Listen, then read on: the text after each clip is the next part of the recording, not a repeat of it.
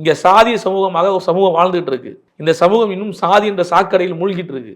இதையெல்லாம் மாற்றி அமைக்கணும்னா உங்களை போன்ற நீதிபதிகள் சிறையில் வந்து இருக்கணும்னு சொன்னேன். நீதிபதிட்ட ஜட்ஜிட்ட நேரா சொன்னேன். அண்ணன் தியாகு, தமிழ் தேசிய அண்ணன் தியாகு, அவர் நீதிமன்றத்தில் அதிகமாக பேசியிருக்காரு. எனக்கு தெரிஞ்சு நீதிமன்றத்தில் ஜட்மெண்ட் கொடுத்த பிறகு நீதிபதியிட்ட எதிர்த்து பேசின ஒரே ஆள் நானாக தான் இருப்பேன். அவருக்கு பிறகு நான் நினைக்கிறேன். நீதிபதிட்ட ரொம்ப கேள்வி பேசி வாக்குவாதம் பண்ணி இங்கே சாதியா இருக்கு, இங்கே சாதிய சமூகத்தில் வாழ்ந்துட்டு இருக்கோம், உங்களை போன்ற நீங்கள் உட்காந்து ஜட்ஜ்மெண்ட் கொடுத்துறீங்க, நீ ஒரு நாள் சிறையில் வந்து நீங்கள் இருந்து பாருங்க அப்படின்னு சொன்ன காரணத்துக்காக என்னுடைய ஜட்ஜ்மெண்ட்டில், என்னுடைய ஆயுள் தண்டனை ஜட்ஜ்மெண்ட்டில், எனக்கு ஆங்கிலம் அப்போ தெரியாது, நான் ஆங்கிலம் சிறைக்குள்ளே படிச்சுக்கிட்டேன். எனக்கு ஆங்கிலம் தெரியாது அப்பெல்லாம், நான் சிறைக்குள்ள தான் படிச்சுக்கிட்டேன் ஆங்கிலம்.